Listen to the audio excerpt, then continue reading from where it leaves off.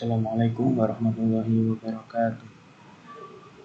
Perkenalkan, nama saya Fajar Aziz Ramadan dengan NIM 2208056018. Saya di sini akan menjelaskan materi tentang peluang untuk SMP kelas 9. Oke. Sebelum kita memasuki materinya, pada kali ini capaian yang akan kita raih dalam pembelajaran kali ini yaitu di akhir fase D, peserta didik dapat merumuskan pertanyaan, mengumpulkan, menyajikan, dan menganalisis data untuk menjawab pertanyaan. Mereka dapat menggunakan diagram batang dan diagram lingkaran untuk menyajikan dan menginterpretasi data. Mereka dapat mengambil sampel yang mewakili suatu populasi untuk mendapatkan data yang terkait dengan mereka dan lingkungan mereka. Mereka dapat menemukan dan menafsirkan rata, median, modus, dan jangkauan dari data tersebut untuk menyelesaikan masalah, termasuk membandingkan suatu data terhadap kelompoknya, membandingkan dua kelompok data, memprediksi, membuat keputusan. Mereka dapat menginvestigasi kemungkinan adanya perubahan pengukuran pusat tersebut akibat perubahan data. Untuk tujuan pembelajaran kali ini yaitu yang pertama untuk menentukan ruang sampel suatu kejadian baik dengan mendaftar, tabel, ataupun diagram pohon, menentukan nilai peluang suatu kejadian, menentukan frekuensi relatif suatu kejadian, menentukan frekuensi harapan suatu kejadian. Yang pertama ada dasar-dasar peluang. Sebelum masuk ke inti materi peluang, kita harus tahu dulu istilah-istilah dalam peluang. Yang pertama ada percobaan. Percobaan merupakan kegiatan yang menghasilkan suatu atau lebih hasil. Hasil percobaan merupakan luaran yang dapat terjadi di dalam suatu percobaan. Yang ketiga ada ruang sampel. Ruang sampel adalah himpunan yang memuat semua kemungkinan hasil dari suatu percobaan. Anggota ruang sampel dinamakan titik sampel. Yang keempat ada kejadian, merupakan himpunan yang memuat hasil percobaan dengan kriteria tertentu. Dalam percobaan pelemparan dua buah dadu, disajikan dalam tabel berikut. Pada bagian ini dadu pertama, yang ini untuk dadu kedua. Pada dadu pertama, kedua, 3, 4, 5, dan 6. Hasil dari pelemparan tersebut memunculkan kemungkinan yaitu pada dadu 1 dengan 1, 1 dengan 2, 1 dengan 3, 1 dengan 4, 1 dengan 5, 1 dengan 6.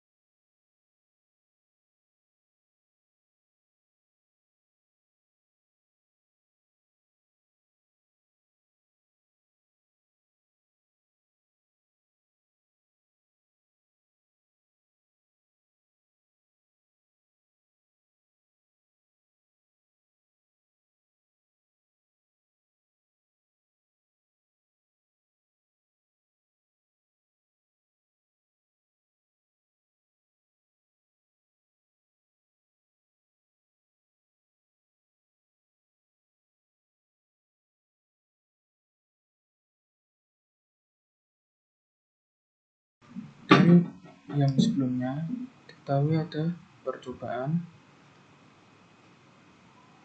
hasil percobaan, ruang sampel, dan kejadian. Nah, yang mana sih hasil percobaan, ruang sampel, dan kejadian?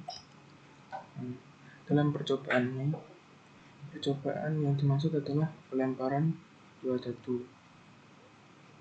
Hasil percobaan tersebut adalah semua hasil yang di dalam tabel ini, yang 1,1 sampai 6,6.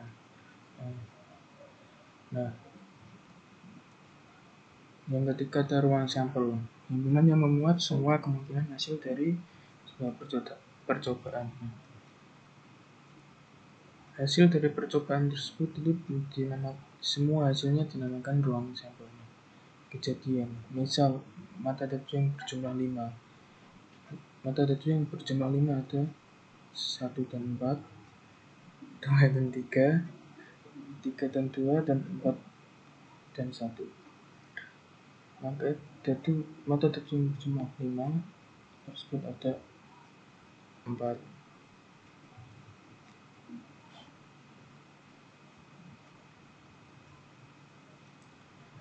Mata dadu yang berjumlah 1. Karena percobaan ini menggunakan 2 dadu, maka munculnya yang paling sedikit adalah jumlahnya 2, karena 1 dan 1. Maka mata dadu berjumlah 1 ada 0. Yang ketiga ada kejadian jumlah mata dadu 11. Kita bisa mencarinya 11. 11 itu jumlah dari 5 tambah 6 dan 6 tambah 5.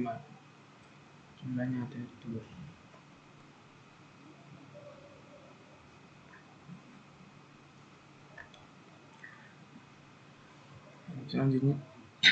Selanjutnya ada untuk menentukan ruang sampel.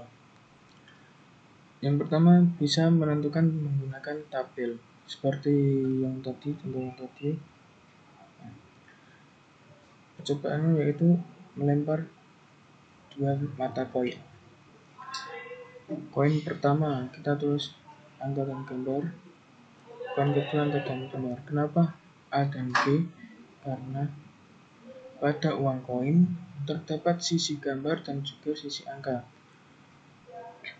Ketika dilempar, maka hanya bisa muncul salah satu. Kalau nggak gambar, ya angka. Kita lengkapi tabelnya. Ketika koin pertama muncul angka dan koin kedua muncul angka, maka kita tulis di sini A.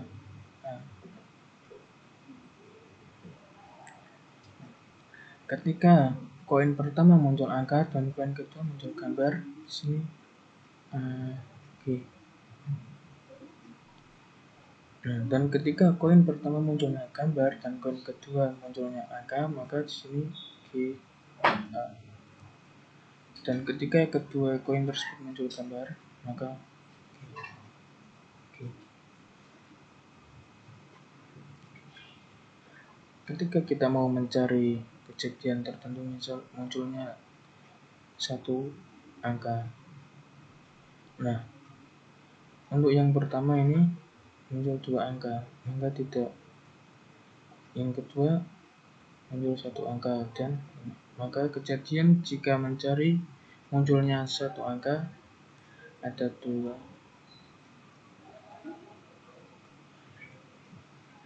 Yang kedua ada penentuan dengan diagram pohon.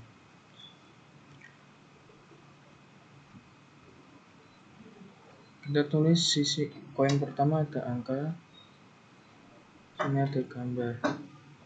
Koin kedua angka, gambar.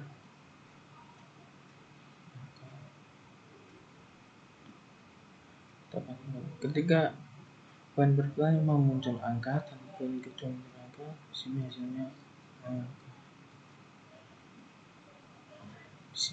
ketika koin pertama muncul angka dan kedua gambar, sini A.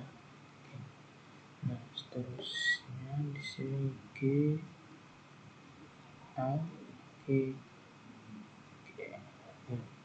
Yang ketiga dengan mendaftar seluruh kemungkinan kejadian. Mendaftar kemungkinan seluruh kejadian biasanya diawali dengan huruf S.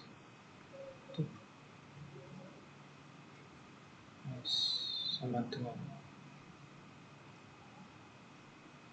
yang pertama angka-angka, angka gambar, gambar angka, dan yang terakhir gambar-gambar.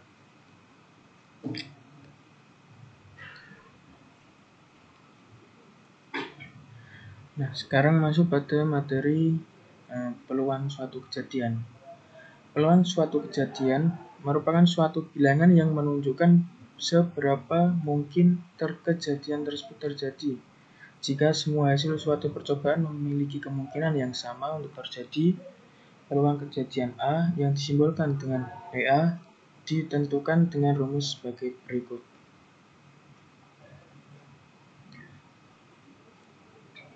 PA dengan rumus NA per NS. NA merupakan banyak kemungkinan kejadian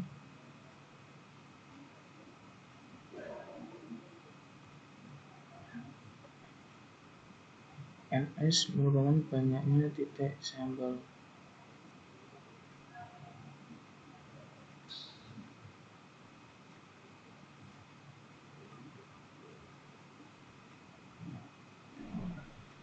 Kita ke contoh saja.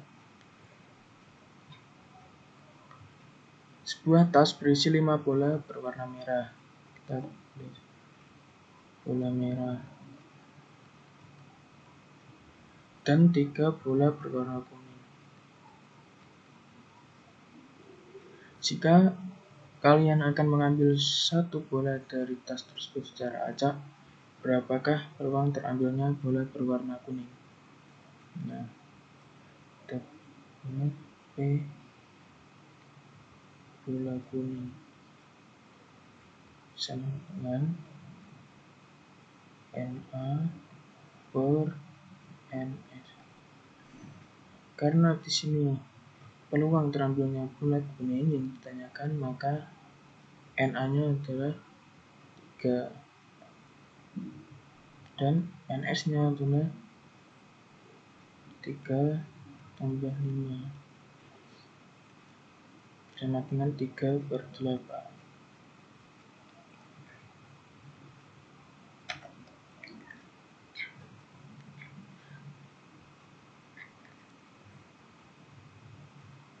Yang ketiga itu frekuensi relatif. Frekuensi relatif suatu kejadian adalah proporsi banyaknya hasil yang memenuhi kejadian tersebut terhadap total banyaknya percobaan. Frekuensi relatif juga disebut dengan peluang empiris. Nah, kita langsung ke contoh saja. Dalam suatu eksperimen, sebuah roda bernomor diputar berkali-kali. Banyaknya jarum menunjukkan masing-masing nomor pada roda tersebut disajikan pada gambar di bawah ini. Tentukan relatif jarum tersebut menunjukkan nomor 5.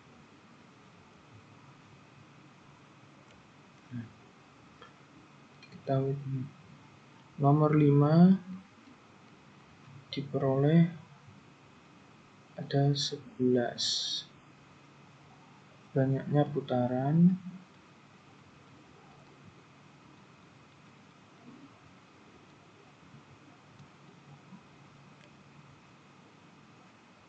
7 tambah 6 tambah 11 tambah 5 tambah 10.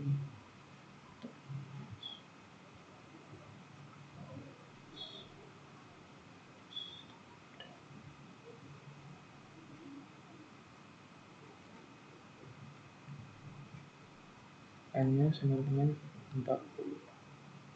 Kita masukkan ke rumusnya. N. Nah, tadi sudah kita hitung mendapatkan 40. Nah, frekuensi relatif diperoleh nomor 5 adalah FR sama R banyak diperoleh nomor 5. Berarti ada 11 per N. N-nya ada 40 kali putaran. Oke.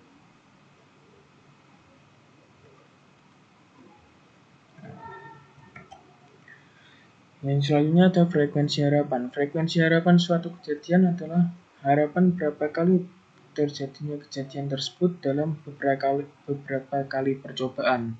Sebuah roda putar diberi warna merah, kuning, dan hijau seperti pada gambar di bawah. Jika roda tersebut diputar sebanyak 60 kali, berapa frekuensi harapan diperoleh warna kuning? Ketika kita mencari frekuensi harapan, kita tentukan peluang dulu. Yang ditanya frekuensi warna kuning. Kuning pada gambar tersebut berjumlah 2 dan seluruhnya ada 6. Maka peluangnya adalah 2/6 dengan sepertiga. Jika sudah mencari peluangnya, maka kita masukkan sepertiga dikali berapa kali banyaknya percobaan. Di soal disebutkan jika roda tersebut diputar sebanyak 60 kali. Berarti banyaknya percobaan ada 60 kali.